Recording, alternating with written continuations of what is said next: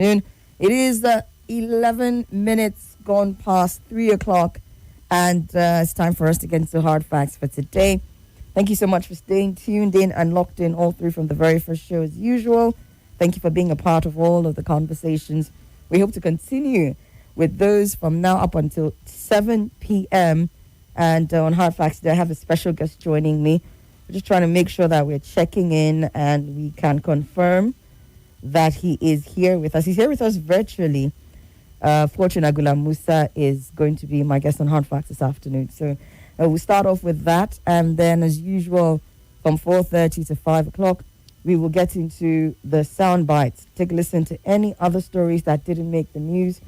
Of course, this week it started out on a very busy note in terms of stories in the news. There are a number of things happening, and we're going to be getting into them together. Just want to make sure that Fortune can hear me.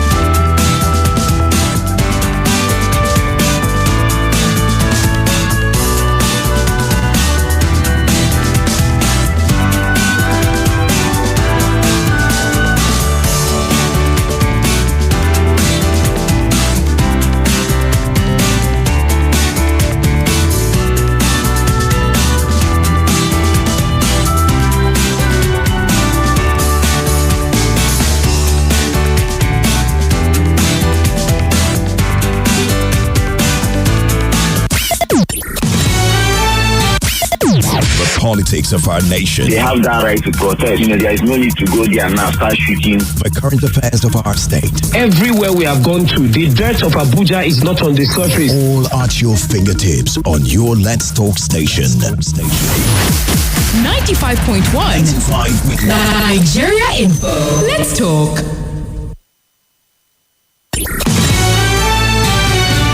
This is Hard Facts. Hard Facts. Hard Facts. On 95.1 Nigeria Info.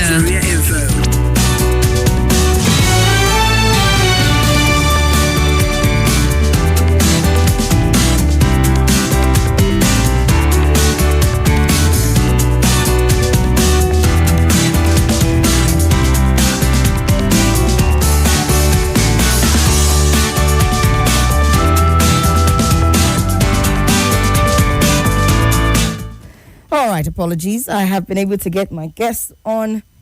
Part of the reason why we're clamoring for some of the things that we're clamoring for in our country today. And of course, our first story is going to be touching on that. We don't want to get to the point where we're hearing glitch or no glitch. And just in case you are not aware, the Occupy National Assembly protest has been on since this morning. We're going to be looking at some of the updates coming from there. We'll get also into some of the details later on in the conversation. But for now, let's talk to Fortune, who is with us this afternoon. Welcome, Fortune.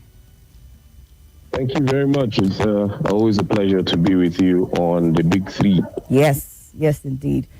All right. Let me ask. Let me start concerning the first story. Have you been on the streets today? Did you encounter any protesters? Was there any sign at all that this thing was going on? Nigerians trying to get the National Assembly to do as they want, if you will put it that way. Did you see any of that on your way? So I didn't drive into any of it. I didn't see any of it. But of course, on social media, there's a lot of updates here and there of people saying, "Oh, I saw this and I saw that."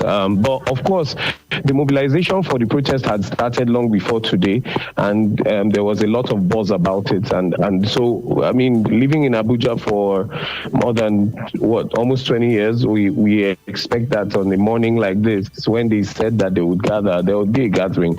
And that backlash, of course, had already caught the attention of the National Assembly. that has called for an emergency plenary session, having gone on recess some 2 weeks ago. Indeed. Okay. At least the one thing that we know that will not come about as a result of today's protest is anything that has to do with maybe saying there was disruption of traffic or disruption of activities. It did. Yes. I think from what I was seeing on social media, it was clearly stated there was supposed to be a peaceful protest. People just saying, "Look, we are not going to leave the National Assembly until we get some sort of feedback." And I have a guest who's going to be joining me in the 5 o'clock hour, who was live on the ground, and maybe we'll get some updates more around that. But let's talk about, first of all, Senate's response to this in the first place. I don't know if it was because of the buzz and the plans for the protest that we heard that, they had to convene an emergency plenary, but an emergency plenary has been called for tomorrow, I think by noon, and a notice of emergency sitting was contained in a memo dated 8th of February, that was yesterday, and circulated to senators. It wasn't clear why they were going to be convening. It wasn't exactly clear, it wasn't stated in the memo, but there are speculations that this definitely could be one of the reasons. Do you see the Senate making any kind of a turnaround, a roundabout, whatever you would call it, when it comes to the decision concerning the Electoral Act? Well, it's difficult to see how the Senate will wriggle its way out of this particular situation, because attention has been drawn to these very, very specific segments of the act, and of course, if the Senate was going to do something different about it before now, they had the opportunity to. They had several sittings on this particular bill. They had several debates on this particular bill. You remember when the minority caucus of the Senate House, had a lot to say about how the versions of the Electoral Act that were, passed was not the version that went through the scrutiny and the sessions that they had.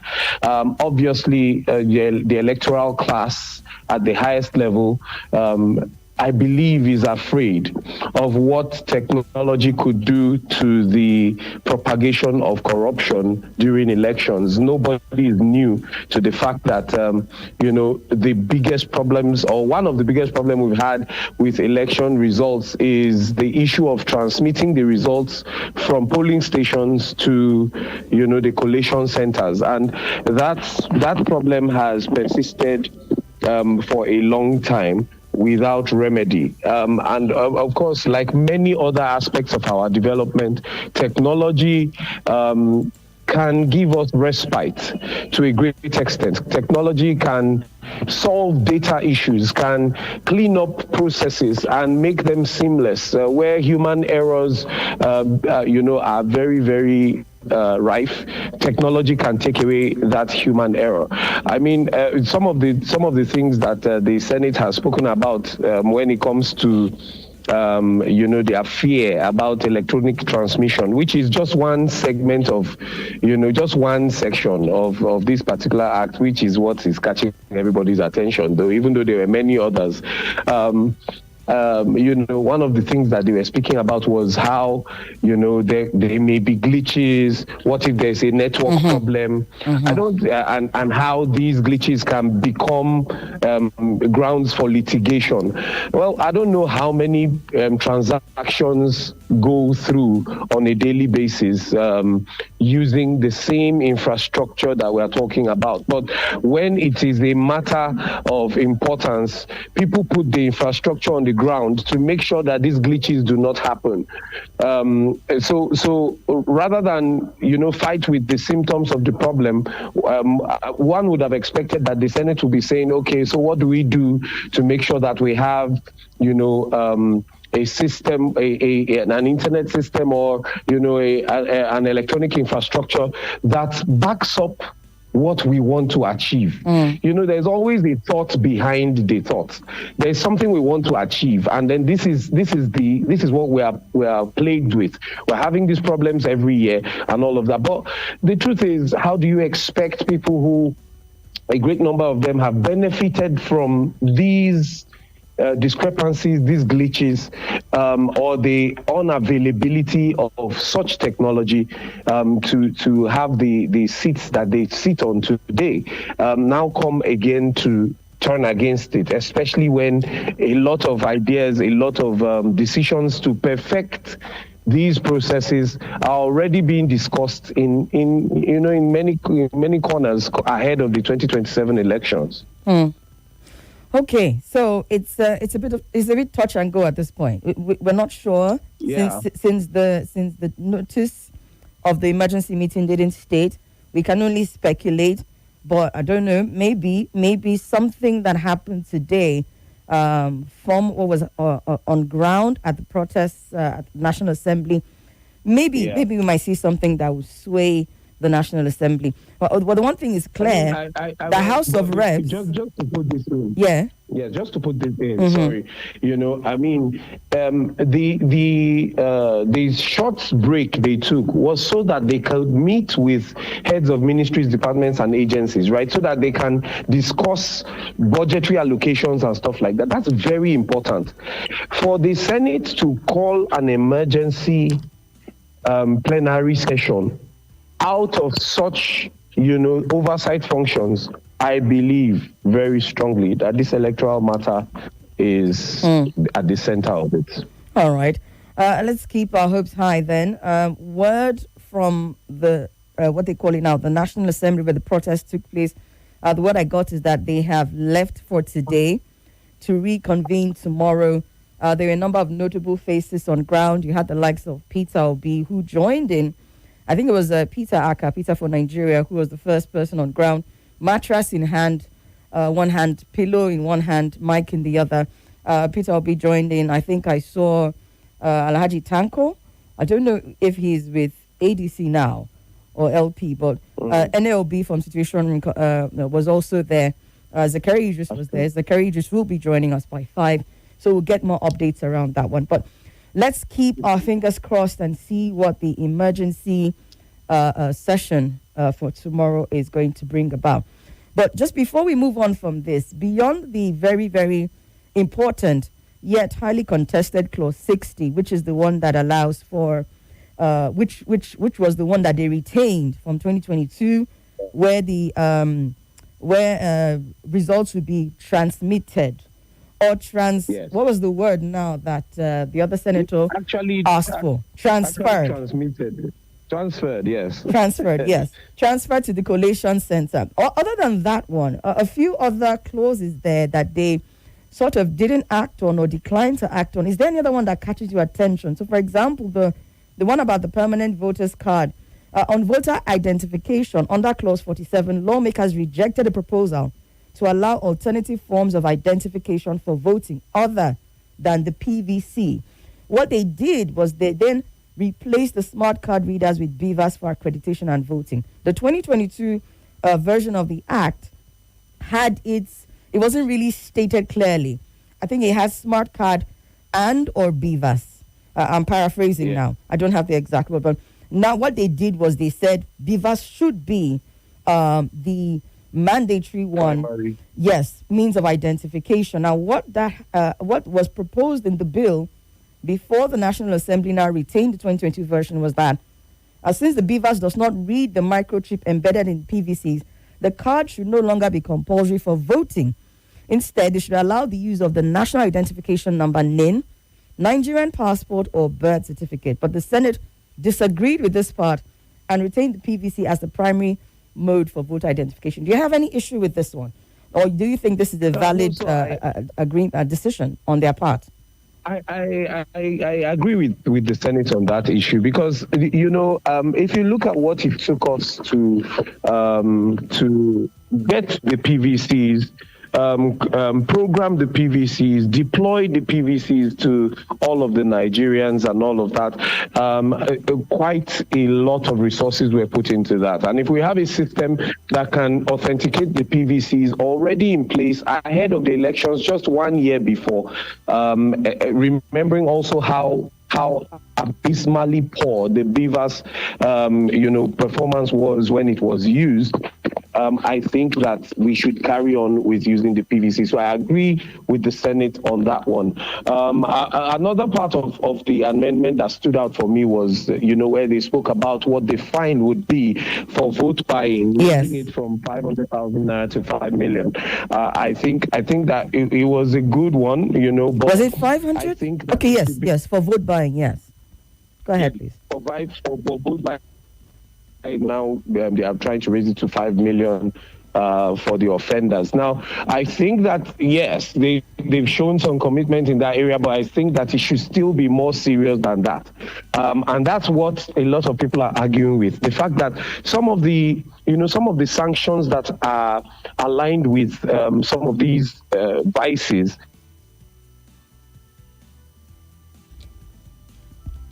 Hello, Fortune. Okay. Was prescribed for I think that was ballot box snatching or something, but they reduced that and said, okay, there should be just a fine of 2 million naira and all of that. And these are the issues.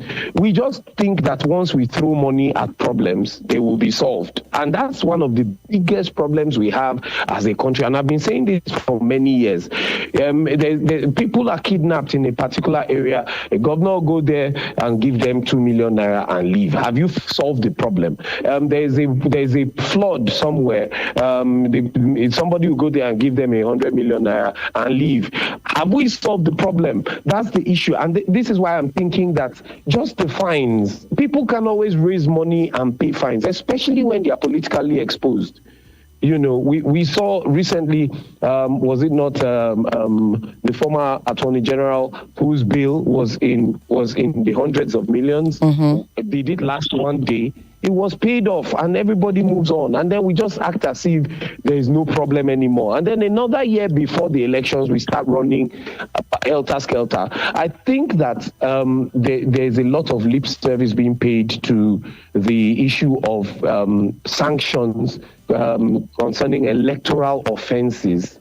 And I think the Senate needs to sit up in that area. And I think it's something that should be, demanded by all of the bodies that are, putting pressure on the Senate to see how, some of these clauses can either be reviewed to be more stringent or the ones removed, replaced once again. All right. Very, very valid one, I think. And I think what happened, I guess, concerning Senate's decisions on this electoral act is they sort of downplayed some and then highlighted some. Yes. And then you're looking at it and you're like, okay, but they did a good job here, but what about this one? So, for example, the penalties for PVC-related offenses. So they suggested a 10-year jail term, but instead they retained the 2-year imprisonment term on PVCs and then increased the fine from 2 million to 5 million. Fine, which is exactly what I was talking about. So I think what would have been probably ideal there is, okay, we've still had PVC-related offenses, and that's why I asked you the question about their decision on what they call it, beavers, smart card readers, and PVCs and all of that, because there's still some challenges with the PVCs, because you have PVC-related offenses, clearly. People are falsifying and using them to vote and all of that. So that's the thing. So I think what probably will have been ideal there maybe is accept the 10-year jail term and still increase the fine to 5 million. The fine, exactly. Make it more stringent. Don't make it look like you are now trying to make it lighter in the face of an option to have made it more difficult for people to operate, or to carry out some of these offenses. So to me, I think that a lot of psychological games are being played. And, because we know that Nigeria and Nigerians, we have learned to accept what is just okay. So we're not pushing for the extreme. We have this balance that says at least it is no longer that bad. At least it is okay. At least they amended. We'll keep seeing incremental progress towards what we expect our electoral laws to look like. So that sense of mediocrity and acceptance for something that is, of course, we know is not the ideal, but we just think, okay, well, what can we do? At least they have touched on this. I think that we should change that perception, especially as it has to do with elections, because if we don't, then we will now take anything else that comes after, the lack of good governance, lack of dividends of democracy. They are all, ripple effects of these mediocrity. Sort of like half measures. Yes. Exactly. Basically half measures, so like it's not there, but at least it's almost there. We are not there yet, but we are almost there. We mustn't learn everything by our own experience. We can watch. We have seen nations that have gone through these processes. We have watched, and we can come up with all kinds of very, very ingenious ideas and ways to run our country. The issue is with the political will and, of course, the people calling for what they want. So I didn't expect the protesters to be leaving. I was quite there that, we are leaving for today. When you occupy, you occupy. You should occupy. Wait it out. And this is why sometimes, I don't think we get the kinds of results that we expect to get. Somebody came with a mattress and a pillow. I saw at least two people. At least two people. So now they are leaving with the mattress and the pillow to go where? Have we got what we stepped out to get? Do we have the results at hand yet? I honestly, so when I got that information, my first thought was, they're going about the protest around the same time that the news headline comes out that there's going to be an emergency plenary session. So in my head, they want to give the benefit of the doubt. They reconvene tomorrow. They're going to be there while that emergency session is going on. And hopefully, it's not going to be one of those closed sessions. They're probably, hopefully, in the spirit of transparency and all of that, they're going to have perhaps some notable people from the protest be part of it, part of the, sort of observe or what have you, so that you can have online real-time interaction. I don't know if this is me being too idealistic, but I feel like I feel like for a government that is responsive to the people, you have this kind of heavy pressure breathing down your neck. You want to be able to show that you are in it with the people, for them, at least to some extent. Maybe you might not be there 100%, maybe it might not be 50%, but there were quite a number of people there, civil society organizations represented there, that should be able to sit in on tomorrow's session if they allow it. But if they don't allow it, it's me and my wishful thinking. But I'm thinking that they're trying to give the benefit of the doubt by reconvening tomorrow after having left by this time. So what was the point? I mean, because the thing is, I just believe that, so if you're putting pressure on something, you don't get the best out of that thing by easing pressure. You get the best by sustaining pressure. That's how you get the result you are looking for. Now, the backlash has been heavy. We get news that there has been an emergency session called, right? So that's when to put in the pressure to get exactly what you want, because there is a possibility that this session could be for something else. They have not told us exactly why the session has been called. I guess we'll just have to wait and see, and then see about ramping up the pressure by tomorrow. Wait it out. I think, so I don't know. And this is why, at the end of the day, today you had access. How do you know you will have access tomorrow? Were you planning to go there at some point, Fortune? Because I can hear the disappointment in your voice. Yeah, because Because you had your foot in the door already. You made it to the premises. You got the attention you were looking for and all of that. The session can be held, and even if they don't allow civil society in and all of that, they can allow the press in, and everybody will see it on social media, on all of that. We will see it, right? So because I mean, even if civil society goes in there, all these people go in there, what are they really going to do? They can't contribute to the conversation. It's senators that will be having the conversations, House of Rep probably having their own conversation and all of that. So it's not, so I just feel like, what, we already had your foot in the door. Why are you leaving? So I know you're disappointed at this point, but let's give it till tomorrow. It's happened. They've left already for today. And the whole place is cordoned off. Well, it would send a message to Nigerians about why and the motivations behind the Senate for all of that. Because if they were there today and they were peaceful and there was no untoward behavior, why then block them from tomorrow? But again, like I said, we'll just have to see. We'll have to see.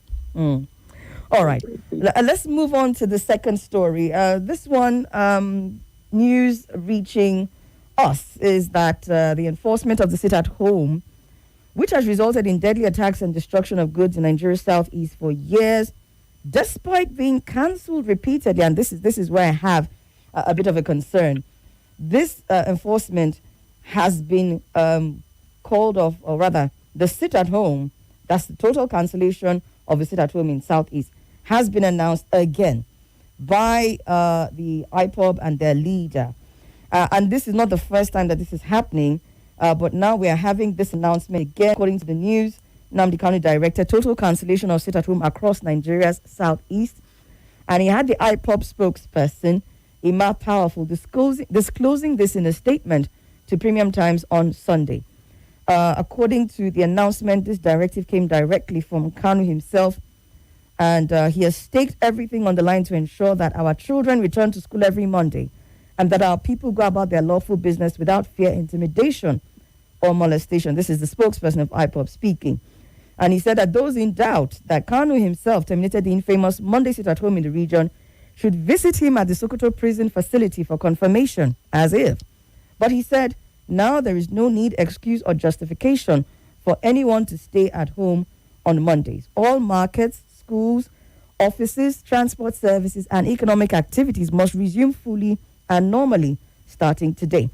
I haven't been able to get word from anybody who is in the East to confirm if this happened, how it happened, and what the fallout of it were. But, of course, this is coming in the wake of the back and forth that happened and full of Onitsha main market concerning the sit-at-home. So this is good news, I think. But hopefully this time around, it is something that can be sustained. Apparently, they made it clear that anyone or group attempting to enforce the sit-at-home in the southeast henceforth is acting against the directive of the leader of the IPOB. And they've said, hands off, everybody go back to their business. What are your thoughts on this, first of all? Do you see this as something that will sustain? And what do you think the implications of this will be altogether? I'm sure lots of people are looking forward to resuming their regular Monday activities, but is it just going to be that easy? One, there's still lingering fear and all of that. Exactly. Let's hear from you. So my thought is this, that a man is a creature of habit. And so if you want someone to, to be, but to pick up a habit, you only need to get the person to be able to repeat it, over a certain period. You will hear reports and investigations that speak about how if you do something 21 times over, 21 days over, it becomes a habit, and now you are now on a process of learning if you decide that you don't want to continue, right? So people have had a consistent fear of the unknown since 2021. This is 2026. That's 5 years. In fact, if a business outgrows 5 years or goes through 5 years, they say that it is settled enough for it never to fail again. So imagine what damage has been done to the minds of the people. So like you said, I don't think that it is going to be automatic, easy, straight to the point. People are just going to get back to their activities.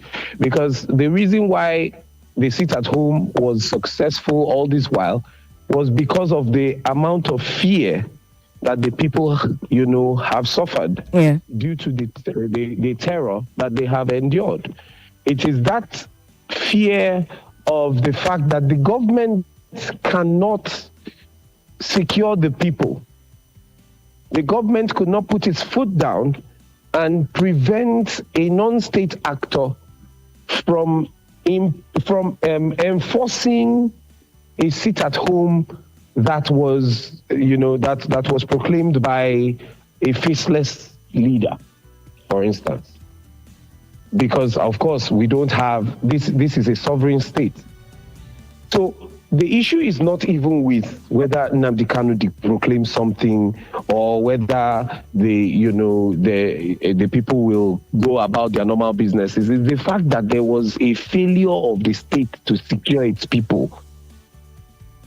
If you ask the average person in the East, have you benefited from the sit at home? Most of them will tell you no, because that's their most productive day, their first day of the week, of going out to do business, children going to school and everything.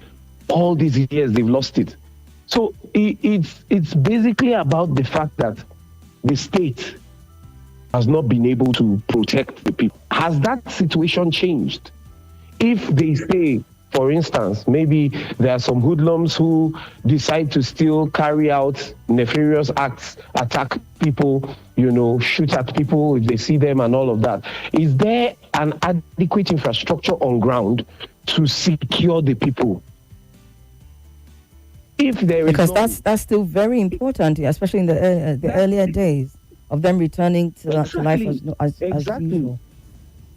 Exactly. So if we don't have that in place, we cannot secure the people. We are not sure that we have what it takes to make sure that all the people, if they decide that, okay, we have heard this directive, we have heard that it has been called off, but we want to go out and have our regular day, is there adequate security for the people? If there is none, then it's as good as, the next 1 year, the next 2 years, let's just watch. Because this is not the first time it's been that this kind of proclamation is come. This is the third time. In 2021, when it started, before the end of the year, there was a time that he called it off. Yet, the Simon Ekpa-led faction, continued to enforce. And then in 2023, it was called off again. Yet, we have had sit at home till this particular year. So it begs the question. It begs the question: Is he even, because some people have said that this is a strategic move by Nnamdi Kanu and his legal team, who of course recently appealed his life sentence, to show he has some measure of control over the region and is willing to foster peace while he seeks a political solution or legal relief. So if this is not the first time or the second time that he's called for it and it's still continued, it then begs the question just how much leverage it can give him, if at all, if that really and truly is his goal. And you mentioned Simon Ekpa, so let me even say this. Nnamdi Kanu's and IPOB's announcement came a day after Simon Ekpa-led faction had also announced the end of sit at home. So I don't know, maybe in this case they are both aligned in their decision, and we won't have one group calling off and another enforcing. I don't know. It's not clear. Well, but just because you mentioned him, he announced the Simon Ekpa faction. Led faction, yeah. Announced also the end of the sit at home a day before the IPOB leader did. So who knows? So that's the issue, especially when you are getting directives or you are getting statements from different fronts, two different fronts. That makes it even scarier, because what if there are enforcers from a different side deciding to enforce, even though, because you don't have a unified front. from which we are getting this information. And that's why I don't want to analyze it from their end. I don't want to look at it from their end because for lack of words, who are those that are speaking? There is a governor in the states. Each of the states have their governors. The Nigerian police is, very, very well present in these states. The military has been deployed to some extent to some of these states. We have all of the things that are supposed to make us a sovereign nation.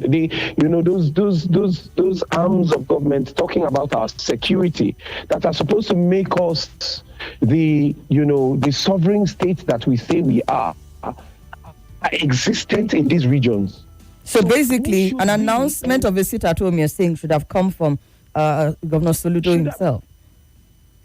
No, I'm saying that the assurance of the fact that people are safe to go about their regular activities should be coming from the governor. I mean, didn't he trust? I mean, you followed very closely the main market saga. He has said it a number of times. Yeah, they've tried to brand the sit at home as an illegal, enforcement and all of that. But does his word hold power? Is he really governor? That's what I'm asking. That's what I'm saying. Simon Ekpa can say what he wants. Hello. Okay. Hello, Fortune. Okay. Okay. Go ahead. I can hear you now. Yes. So can we really say that we have a sovereign government in the East? That's the question. Because if we do, then our conversation should not be with non-state actors. That's all I'm saying. Valid point. I do remember there was some. I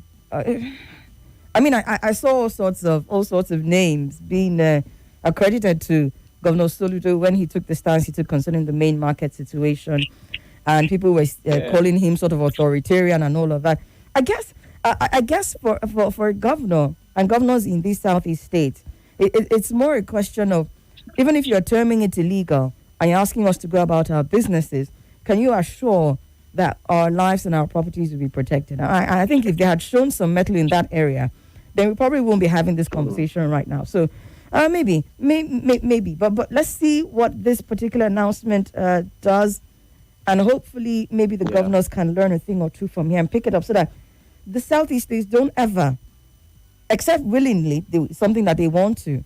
But if not something they want to, the southeast states don't fall into this kind of a lull in activities on such an important day as a Monday again, because beyond the impact on business and the economy of the state, there's also concerns about the impact that it had on the education, on the social normalcy of the school. So apparently a lot of students may have missed as much as 20% of their academic year, and many of them often had to miss out on national exams because they were held on Mondays and they couldn't move about. So, I mean, either way, the long-term effects are there, and there's a lot of work that needs to be done. But primarily, they need to ensure that they do take ownership of their states, especially concerning the security and welfare of their citizens, and don't let it get to this point again. All right, let's quickly look at our last story so that we can open the phone lines by just immediately after the news. This one here having to do with a report coming out from a civic accountability group that has been tracking federal government-funded projects under this current president, Bola Ahmed Tinubu, and has uncovered cases of abandoned, uncompleted, and fraudulent projects across the country. We're talking about the 2024-2025 project tracking report released by Tracker, which is Budget's citizen-led monitoring platform, showing that 92 federal government-funded projects worth 15.07 billion were fraudulently delivered, while hundreds of others remain incomplete or have not commenced despite budgetary allocations. The report said it monitored as many as 2,760 projects across 28 states, and according to the findings, only 1,438 of the aforementioned track projects were completed, 660 were ongoing, 471 were not executed, and 99 were abandoned. The report also stated that 92 fraudulently delivered projects were characterized by fund diversion, relocation of projects to unintended locations, payments of projects already executed in previous budget cycles, partial completion or substandard execution. About 5 states feature of the 28 states as the highest concentration of such fraudulent projects, and they are Lagos, Imo, Kwara, Abia, and Ogun State. The report also stated 57.1% of all the fraudulently delivered projects involving 8.61 billion naira of the total amount, which is 15.07 billion, are located in these 5 states. Let's quickly get your thoughts on that in the next 4 minutes, Fortune, and then we'll come back to the phone lines. Yeah. All right. So what this does to me is this: every time I hear, and kudos to the guys who did the report, budget and their tracker platform. Yes. Yeah. It's been very, very, very, very active, very, very effective for many years now. The truth of the matter is that, the report we're talking about is between 2024 and 2025. Yes. Year ending 2025. Now, if you go on the platform, you just check tracker on Google and go on the website and look at it. You will find reports as far back as 2022, 2021. Indeed. The some of the issues that we have as a people is not with the people who refuse to carry out government allocated projects. It's not with the government who gives out a project and refuses to monitor, or basically gives out white elephant projects as means of getting certain funds to prepare for the next elections. Now, the issue is that this information comes out to us. You've read some of these things. We're talking 15 point something billion. We're talking over 1,000 projects, 90 something that were fraudulently carried out. Fraudulently carried out. Yes, I was looking for the phrase that they used. Fraudulently carried out. But where it pains me the most is that as Nigerians, the worst that it does to us is irritate us enough to be able to argue in small groups, enough for us to call on the radio and just say. There are places where you would hear that in 28 out of 28 states and out of these areas that were put on the radar, over 1,000 projects have been. There has been budgetary allocation and nothing has happened, and it will aggravate us to the point where we actually decide that we will hold our government accountable until these particular projects are done, or at least the people who fraudulently implemented these projects are brought to book. Then no other project should happen. But you see, as a people, I don't think we are that tired yet. We just see it like, Nigeria is like, we treat our nation as if it's an abandoned orphan who nobody takes responsibility for. We're not tired. It's not painful enough. And this is just 2024 and 2025. This is not 2023. This is not 2022. This is not 2026 that we just started, because of course we're still implementing the 2024, 2025 budgets. We're still implementing them. So the budgets that produce these findings that has now been collapsed into one, and they're trying to exhaust by March. So imagine if this many were fraudulent. Imagine what then happens now that it's being collapsed and you're trying to put, because there's so much opacity, or is that the word? You can't even, kudos again, like I said, to Budget who did this work and Tracker, because the fact that they were still able to track this. But I would come back with one question to you, Fortune, but we have to come back to that after the break. And that is, maybe you could just give us in clear terms what the average Nigerian can do that will show that they're tired enough. Let's come back to that after the break. At High Salat, we build and sell quality properties at the ideal locations such as Durumi, Kudu, Muye, Metamatu,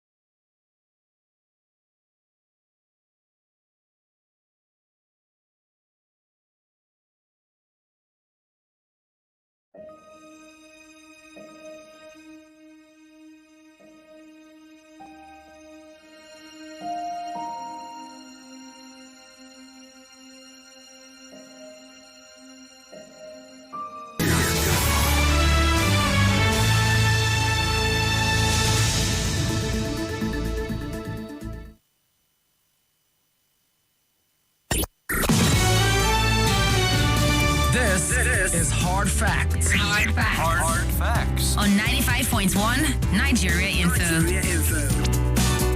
All right, we're back. About 3 more minutes, and then we will go for the news, come back and open up the phone lines. Or if Fortune can maybe address this last question that I asked him before the news comes, and we can open up the phone lines now. So let's hear it. 92 fraudulent projects under this administration. Practical steps. What can the average Nigerian do to ensure that they account for this money, and how do they go about it? My question is, what is the stance of somebody who is tired, somebody who has had enough? How do you know that somebody has had enough? It's a question that I put back, being a Nigerian who they say answers questions with questions. What does it take to show that a person, has had enough of a particular?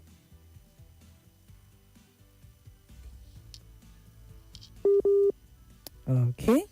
We enjoy. Go ahead, Fortune. Go ahead. All right. We endure quite a lot. We take quite a lot. We live with a lot, as a people, but the question is, if we ever, or my statement is that if we ever will get to the point where we are really tired of a particular situation, I believe that we will not need a mobilization. I believe we will not need an announcement. I believe you will wake up on a particular morning and know that today we're not going to work. To hold our leaders accountable. Now, because if you think about it, recently with in the new tax laws and everything, everybody should be in a place where we are more aware of our national resources and the fact that every project that is signed out is supposed to be of direct benefit to the average Nigerian and comes out of the coffers of the average Nigerian. Okay. So I should take responsibility. I should take responsibility for it. And I should do something about it. And you see this taking responsibility, we do not need a mobilization for it. The day we are tired, everybody will know. All right, then. We need to take a break and go for the news. I guarantee you, as soon as we come back, we will be hearing from you, the listeners. So much more to that report that time not allow us to get into. Maybe you can go and look it up so that you know who is responsible for what you're tracking and how you can get them to account. Because again, like Fortune mentioned, it's the year of the tax. And I've had a tax consultant say that for the taxes that you're filing for this year, they're going to do an assessment 3 years prior. So they're not just assessing you for 2025. They're assessing you for as far back as 2023 up to 2025. Except in extreme cases, then they will go further back. So they're counting, you're going to account for 3 years before the income you made and all of that. And you need to be able to follow through and say, okay, from what you had, how have you made it work? But we'll open up the phone lines and hear from the listeners. Let's go for the news.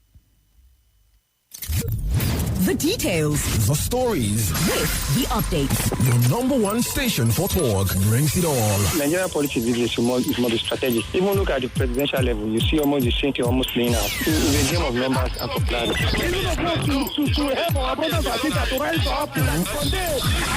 left out of the conversation. Let's talk. 95.1 Nigeria Info. Your mic is always on. Let's talk. This is Nigeria Info.